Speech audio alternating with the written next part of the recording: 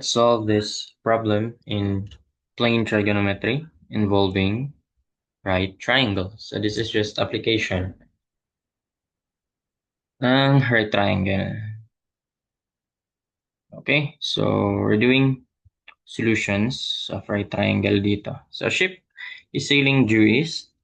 A ship is sailing due east. Draw natin. Due east. Ayan daw. When a light is observed bearing, ayan, a ship is sailing due east, yan na.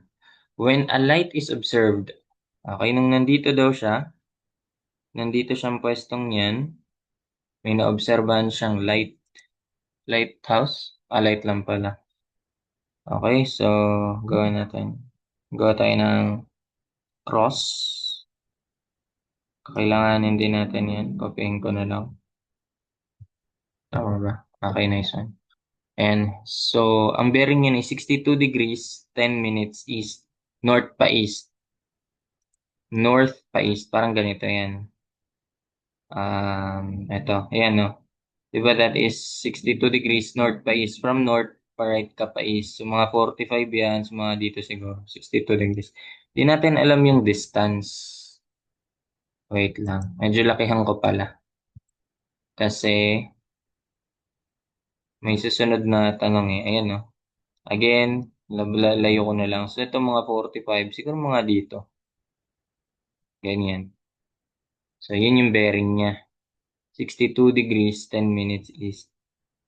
62 degrees, 10 minutes. North pa east. Ganyan siya, yung bearing. So, after the ship has traveled, okay. So, due east. So, ito lang pala yan. Yun yung initial point niya. So, kung itutuloy natin daw, nag-sail siya. So, ang lumabas ay mga ano na, yun, the light bears 48 degrees, 25 minutes east na lang. So, nung nandito na siya banda, ayan, nandiyan na siya banda, opya. Nung dito na banda yung ship natin, ayan. So, nakita niyo yung light is a bearing na, ano na lang, 48 degrees. Ayan naman siya. 48 degrees, ilan yun? 48 degrees, 25 minutes is pares pa rin, north pa east. So, ganun. Laging ang bearing either north nag-start or sa south. 48 degrees,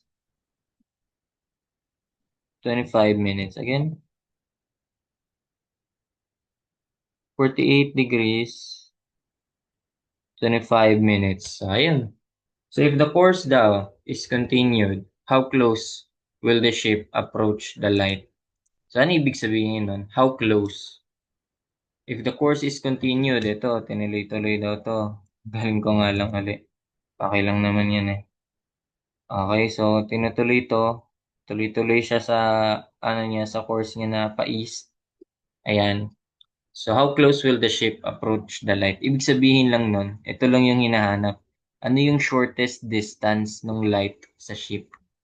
Kaya, sabi ko, solution no, right triangle lang yan.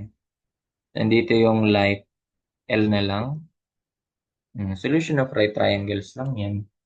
Pwede mong gawin, ay since ito yung hinahanap, yung height, distance D, di ba? So, pwede kang mag-tangent lang dyan. Or, yeah, so, anong gagawin natin dyan? Opposite over adjacent. Pwede mo naman, ang maganda gawin dito is kunin mo yung complement niyan, yung kabilang, yung other side. Though, pwede rin naman yan. Sige. Pwede rin naman siya. Kompletuhin lang natin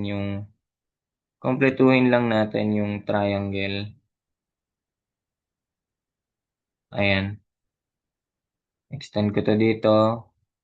Nakabuo tayo ng mga triangle sa taas, di ba? Extend natin yan. Ayun. So, pwedeng ito yung gamitin mo. Kumbaga, ito yung horizontal distance. And di ba may sinabi? After the ship has traveled to 250. So, ito yung distance niya to 250. To 250 meters. So, ito yung ano, pwedeng ano natin to. Ayun. So, solution of ano nga lang yan. right triangle. So, ang gusto ko gawin is, eto talaga gamitin ko. Mas okay siya. Pwede rin naman ito, extend mo to, extend ko na lang siya. Ayun na. Ayun, pwede rin yan. Kumbaga, itong triangle gagamitin natin. Pwedeng ito, at ito, or ito, at ito. Diba? Alin mas madali? Pwede naman yan. Di ba ano? Ganto, ganto. Di ba ito at ito ay equal lang yan? Di ba? Kasi parallel lines to sila. So, cut by transversal, equal yan. So, pwede kong ilagay yan na rin dito. Parehas lang yan sila. Para yung baba ang magamit ko. Di ba? Tapos ito naman, equal lang din yan dito. Di ba? Pwede yun. So, ayan siya. Yung malaki, tapos yung maliit ay opposite lang din. Ito, again, ayun. Opposite, ito. So, yung maliit nga. Ito naman. Equal lang yan sila niyan. Masyado bang ano? Masyado bang maliit? May ano? Basta ayan yung 6210. Hopefully na-gets naman. Tapos ito lang yung 4825. Ayun, mas madali na lang makapag ano niyan. Mas dali ka na makakapagawa niyan. Tanggalin ko na to kasi parang ang hirap niya tignan kapag dito banda or baka di sanay. Pero kung sanay ka na, pwede na rin naman. Okay lang din naman yan. Ngayon na. Triangles na. Solution of right triangles. Ayun. Kumbaga, eto, eto, at eto. Di ba? So, yan yung isang triangle natin. Ilabas ko siya as, eto na. Ito na yung 62 degrees, 10 minutes. 10 minutes. Ayan. So, ang length niyan ay yun, 2 to 50 plus x. Yun lang kailangan natin and yung distance. Yun, another triangle is ito. Ayan. Ito at ito. Nakabuo ba ulit ng triangle? Okay. Ito naman yung dx. X, D, tapos ito na yung 48 degrees. Para din natin kunin yung complement, di ba? Dagdag solution kasi yun eh. So, pwede mo nang tignan yung ano niya, kung paano siya, 48 pala, kung paano siya tignan sa other side, na yan pa rin yung gamit na angle. So, pwede rin naman, yung sabi ko nga na complementary. So, ayun, anong meron yan? Opposite, adjacent, opposite, adjacent, opposite, adjacent. Tangent lang yan. Tangent ng 62 degrees, 10 minutes, is equal to opposite niyan, yung 2 to 50 plus x. 2 to 50 plus x, opposite over adjacent yung d. Ang sunod ay tangent naman ng 48 degrees, 25 minutes is equal to opposite niya na yung x. Adjacent niyan ay yung distance, shortest distance. Anong gagawin natin dyan? Di ba yung hinahanap si d? Pero, ang magandang gawin dito, solve mo muna sa x.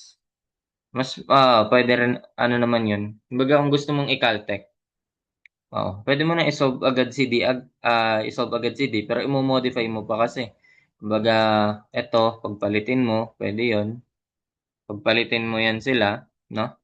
Tapos, ipapalit mo si D, si X pala, yan, DX. Papalit mo yung DX dito, shift solve, pwede naman yun. Sige, gawin nga natin. So, yung X, papalitan natin. Yung X dito, papalitan natin. Gamit yung X dito. So that is D tangent as 48 degrees, 25 minutes. Ayan. So, ang ipapalit natin yan dito, no? Papalit natin yan dito, magiging ano siya, Ang ginagawa ko kapag nagshi-shift solve ako or nagso-solver ako, itong D, iniiwasan kong may unknown sa denominator. So, ayan ako dito, itabi ko yan, lipat ko siya. Tapos itong 2 to 50 plus x, yung xi, papalitan na natin. Okay, papalitan na natin na ito. Yung x na value na ito. Shift solve for D. And dapat 2 plus x. Di ba? Pwede naman yan. Sige, solve natin. X. Yung D sa x na lang. Or sige, ilagay natin sa D mismo. Tangent, 62 degrees, 10 minutes equals 2 to 50 plus D. Tapos tangent, 48 degrees, 25 minutes. And then, shift solve, variable error, di ba? Again, since x ang default, kailangan mong i-store kung other than x ka, yung ginagamit mo, say D. Kailangan mo pangalanan, comma D. Shift solve, so solve natin si D, mga 2,000, yung nagre-range, siguro mga 2,000. 2933. Most nearly gives 2934. Ganun lang. Another way is yung sinasabi ko nga na isolve mo muna sa x. Mas mabilis yon. Kumbaga, D equals D ka. Gawin mong, mabilis naman to sa calcu eh. Itong D, pagpalitin mo lang yan sila. O, di ba? So, ganun lang. Pagpalitin mo yan, kaya yun na i-mental yan. 2 to 50, 2 to 50 plus x, 2 to 50 plus x over tangent. Tangent na 62 degrees, 10 minutes. Okay, equate mo yan sa, eto, x over, eto, pagpalit lang yung d at tan. Since ginawa nating d equals d.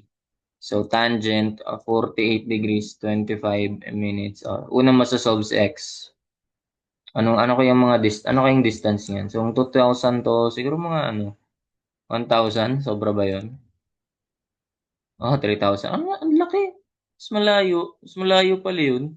Yung after niya ma-travel yung 2,250, kailangan niya pa mag-travel ng 3,305. Pwede kasing yan itanong eh.